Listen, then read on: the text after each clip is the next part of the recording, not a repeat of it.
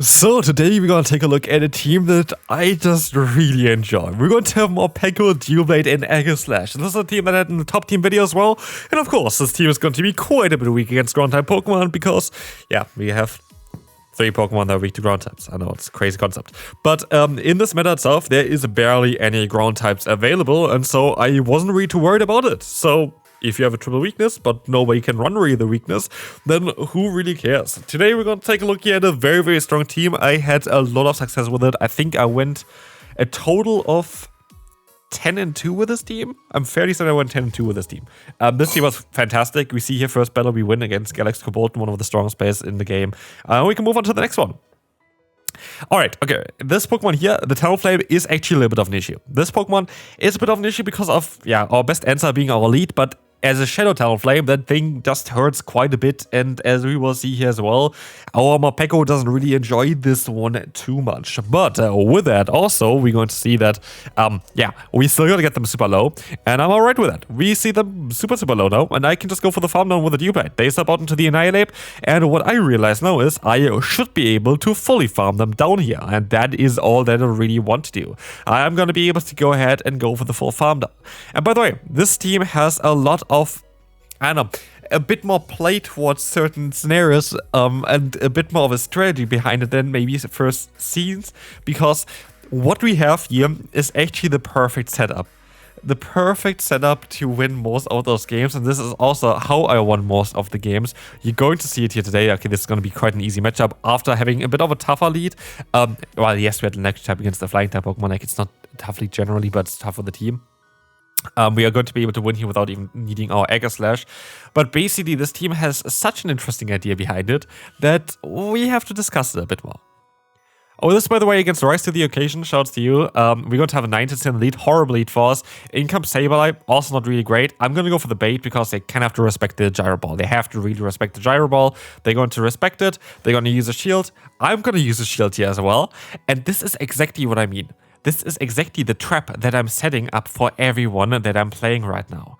What I have is the opportunity to force shields. With both my lead as well as my Saysop, I'm getting to quite hard-hitting damage in a lot of cases very, very fast, and that is all that I really need. And you see here, I let the move go, I expected the Power Gem, and I am going to be able to knock them out. And now I know there is going to be the Ninetales in the back that I destroy with my Aegislash, and whatever else in the back, I will have now an energy advantage, a shield advantage, and I will mostly knock it out anyway. Dunsparce comes in from Rise to the Occasion. We're going to be able to go for a Gyro Ball. And I know that I'm going to be able to win the CMP tie now because look at this, we are in the Blade form, we have a ton of damage output. First one is going to get half of the health, next one is going to get the KO, but also we still have the MORPEKO in the back, which means I can reset my shield, they cannot charm me down, and we will be able to win this battle, even though we had a horrible lead and a horrible Saysop. Talonflame stops out straight away, in comes the Annihilate, and again, here in this case we are kind of a bit late at swapping in. I'm curious if we would be able to fully farm them down. 1, 2, 3. No, we can't. We have to go for a charge move. It's basically, I think, 6 fast moves every single time for the Annihilate. I think the third Rachels, I think they get there one turn, like one fast move less. They need, I think, only 5 then. But generally speaking, you kind of can at least farm them for a little bit. Here we can go still for a Gyro Ball. I'm not too sure if it would have been better if I would have been able to get to the fighting type move, but at the end of the day, I can still go for the Psychic move here. The, yeah, it's called the Psychic Fangs in order to get the shield from the opponent. I think I still get some more damage in against them as well. Yes, I do. That is perfect because now they're debuffed. They are going to invest a bit of energy here, and I have the fast moves here of Duelblade in order to do something, but actually the opponent stops out now into their last Pokemon, which is the Ice type of the Titan. What moveset is the Titan running? It is Superpower and usually, I think, not the Avalanche, the Icicle Spear nowadays. And what you see here is a Pokemon that has 0 play against my Aegislash. It has not a single move that's going to be doing some even neutral damage here. And so Icicle Spear is coming through, it barely hits me, in comes the Talonflame, I can go for the double move basically. I have now 2 charge moves stored. First one is going to be that, yeah, wrong move in theory. I always go for Gyro Ball for no reason at all because I'm still not used to Shadow Ball being that cheap.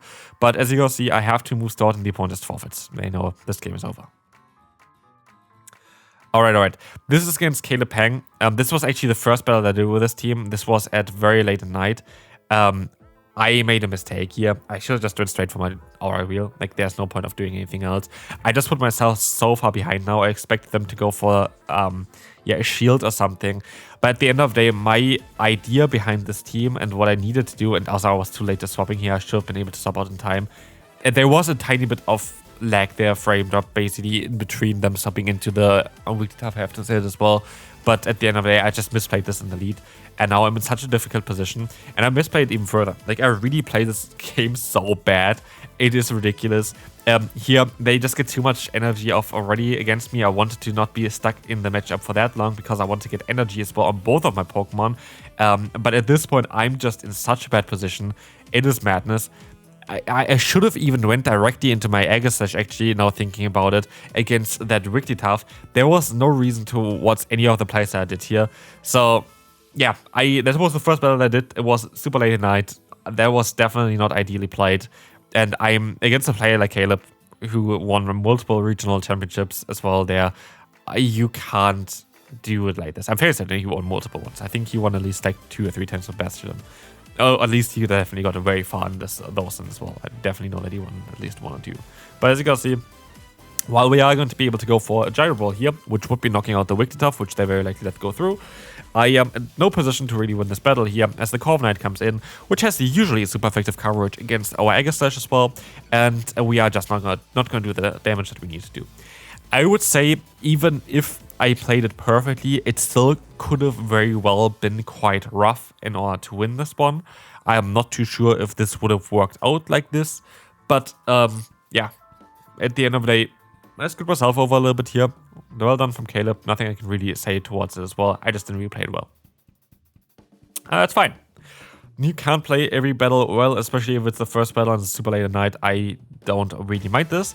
But let's take a look at what we can do for the next battle. We're going to have the Doublade against us. And I'm well aware of Doublade at this point. So I know that they're going to get to their... Look at the shield being in the middle of MORPEKO. That's hilarious. I know that the next move going to be there. The one fast move before I get to my one. I think I lagged a little bit because I don't see that I got the free fast move in there. I should have been able to get through. Yes, I definitely lagged the turn basically there. So, oh no, never mind. I actually stopped on time, so like, don't mind me. Everything was correct. And they're gonna go for the Gyro Ball here, but at the end of the day, I'm going to be able to align myself, which is perfect. I have energy on my MORPEKO, which is perfect. And I should be able to get even another move off here and hopefully get shields down from the opponent. And if shields are down, honestly, Aegislash goes to town. And this is like the thing here for this team. Like, it's just all trying to set up Aegislash and the damage output that this Pokemon has. And this team is so perfect at doing that. And here, we're going to see the opponent forfeiting already and we can move on to the next opponent. Shadow Talonflame has been oddly the most common lead that I've seen so far. And here we have the swap into the Credilli. I have 2 great answers in the back. I go for the bulkier one because at the end of the day, my goal here is to get energy. I don't really care about anything else. I just want to get energy first. I have my move stored against the Talonflame on my MORPEKO. So if they don't ever want to swap out here and keep their Credilli healthy or whatever, I don't really mind. And here we actually have a very good positioning for ourselves because we're going to have the CMP tie while they go for the Rock Tomb. Of course, we are super debuffed now. We are super debuffed. There's nothing really I can say towards that otherwise. We're super debuffed. We're going to be in the sword form as well, which is amazing. We're going to be able to do some solid damage, but actually I make a mistake. I did expect that the opponent would not be able to get that fast to their move, and that is a big mistake that I just didn't do stuff better there. Like, didn't go ahead and go for my chart move earlier. And now I make another mistake because I'm just... I don't know, I really don't know why I'm getting so confused with the moves of this Pokemon. I never go for Shadow Ball, even though Shadow Ball is a stronger move, and here it would be even a neutral move, so I hope this doesn't matter. I go for the harder hitting move this time around, hoping that they would expect me to go for the Psychic Fangs, and luckily it didn't really matter. I am going to be able to knock them out here. It's now down to the final Pokemon, it's the Wigglytuff, and we win. Like, there's nothing they can really do towards it, because what we have here now is the perfect type matchup. We're going to have the Steel against the Fairy, and we are going to be able to resist everything the opponent has.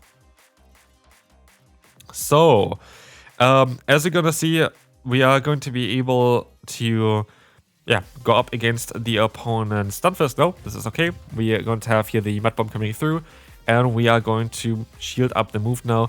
This is going to be okay for us as well. The Mud Bomb is coming through, and we are going to be able to go for the Sacred Sword against the opponent.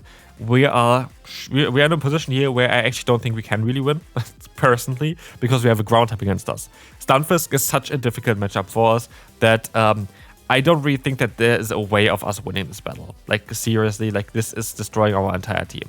We are now shields down. We don't have alignment. We have a steel type going up now against the ground typing here. I just can't really see us winning this one by any means. So, as you're gonna see, we are gonna be able to go for the Psychic Fangs. We're gonna be able to get, actually, the knockout. But we still one shield down. And being one shield down is quite awkward as we have, you know, the Chargem coming in. This is going to be the aura wheel against the opponents. Really tough. We're not in a position where I can win. I should have went for the Psychic Fangs actually first. This is a big mistake because I would have been able to knock them out. Still would have had my MORPEKO in the back then in order to use it as like a shield. Now it's only my Aegislash, and yes, we have no chance of winning this battle. But I'm still very curious on what they have in the back lurking for me. It's going to be the War Rain. I don't think I had a chance ever to win this battle here. I don't think there was really anything else I could have done. But here my only play is to hope that they go for the bait, which doesn't make sense. They go for Earthquake, which does make sense. And we're sadly going to lose this battle here. But I think that was only my second loss now. And generally speaking, I think this team was absolutely fantastic. This team was amazing. I loved running this team. I climbed up a lot, by the way, recently as well. Like you've seen all my team videos most likely already as well there. Like all of my last teams, like the Xerneas team, this team, the team that I did before has as well, they all worked so well. I climbed up like 300 points in like 1 or 2 days there. It was crazy basically on how much success I had with those teams. And of course, points and elo and everything doesn't really matter right now. But I take this season as like preparation for the next season. I want to get the Stardust. I want to be ready for the next season. And here the Ice Unit is coming through. We're going to have the Chargem coming through from the Wigglytuff. This is going to be the Ice Unit again. And we're going to try our best to go for the double Gyro Ball, I guess. This is the thing as well. With Aegislash, you just always kind of want to get up to 2 Gyro Balls because then you're going to swap your form afterwards. And this means that your fast move does more damage now as well. Does generate energy faster as well. It's like normal Psycho Cut now afterwards. But also you're going to be a bit more vulnerable. And as you can see, we're going to still be able to swap out into our Geoblade, knock out that Credilli.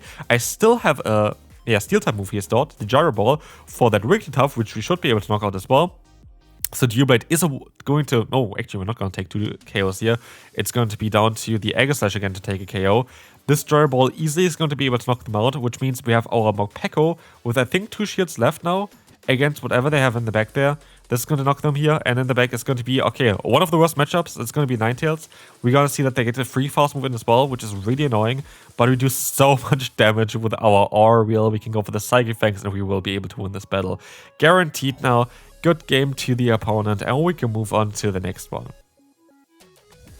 Where we face up, I think, against a viewer of my channel as well. Shouts to you. I know that you do a lot of times battles against me as well for like those other videos when you try to take a look at the meta before the meta actually hits. And here we're going to have a Gyro Ball up against that Spiritomb, which is fine. We're going to try to go for another Gyro Ball as well. And this either forces the shield or the KO. And I'm very happy with both of them because the reason here is I still have move stored on the MORPEKO, which means I force yet another shield or I get the KO and all the energy goes to waste. But I get the shield from the opponent, which means, again, shields are down, which also means that Aegislash goes to town. Like, this is the thing here. Aegislash is in such a perfect position that I think I'm totally fine. I know they have energy on their Ice type still, on their Titan, and so I stop out straight away, expecting a potential superpower from them. They want to snipe my MORPEKO. They will not snipe my MORPEKO because the superpower goes up against the Aegislash. They're stuck now in this matchup where they do resisted damage, their attack is debuffed. Of course, the defense is debuffed, which doesn't really matter here in this case because, like, whatever. But I am now in a position where they don't do damage, they are just giving me energy, and they are going to go down now. I want to get rid of this Titan just in case they're going to want to swap out here and keep it for later on or to knock out the MORPEKO. I'd rather get rid of this Titan sooner than later. Bye-bye there. There's still the Spiritomb in the back, that's why I swap out here straight away, expecting the Spiritomb to swap in. But they actually have Pachirisu in the back here, which is a Pokemon that I can now hopefully knock out with the charge moves of my MORPEKO. As I still reach another Aura Wheel, this is absolutely perfect. And we are going to be able to knock out the Pachirisu and also then the Spiritomb. And yeah, let's take a look now at the final battle for today, where you face up yet again against another Talonflame. And like, this team was so fantastic. Like 12 and the 10-2 basically run here in 12 games is amazing. Like, this team was so much fun to play. I just love MORPEKO. MORPEKO is like one of my favorite Pokemon to battle with, just because it's so fast. Here I make a mistake. I should have not stayed in for that long. I kind of put myself into a position where one Incinerate knocks me out. I should have left myself out of the position where one Incinerate knocks me out. So actually in the last battle, I'm in a very, very bad spot, which is kind of funny because it didn't really look like it. We had like a solid lead. We have a Pokemon now that we completely destroy with our backline. But I'm actually not very happy about the positioning that we are currently in. I wait until they go for their own move here because I don't want to throw before they are getting rid of their energy, because after I go into my other form, into the sword form, I should have went straight by the way here, I am gonna get frail, and I don't really want to be frail against the opponent here right now. I want to just get rid of the credibility. Thank you very much. We have the Charm coming through, the swap out, and I can at least catch them off guard here with a Psychic Fangs. Psychic Fangs is very important here, way better than the Aura Reel, because I need to get the damage and the shield basically here, as I have my own U-Blade. That is now hopefully the Pokemon that gets me the victory here. I have to fully farm them down. At least Shadow Claw is going to do some solid damage. I can shield up twice. Both of the moves are going to be now shielded up, and I can now go for the full farm down. Credilli is at a point where I knock them out in one, but they're stopping. They're swap out into the third. They make a perfect play here to catch the move at a random timing, and that is just going to be a bit tough as the opponent decides to go ahead and go for their own charge move. Grass Knot is coming through, doing some solid amount of damage, and I try my best to get up to 2 Sacred Swords. Can I get there in time? I cannot. The opponent is going to knock me out after the first one here, and so it is really looking bad for me. I have to get up to 2 Gyro Balls in order to win this battle, but I'm not too sure yet. Well, this is going to be, of course, resisted. Their fast move is not. Their fast move is going to be super effective. And now, the thing is here, well, yes, I would survive the fast move in this form. In the sword form, it's going to be, in the Blade form, it's going to be a bit more difficult. I'm not too sure if I survive. I survive with 1 HP and I win this battle. Good game. This team is amazing. Hope you enjoyed it. Check it out, and I will see you then. Bye-bye.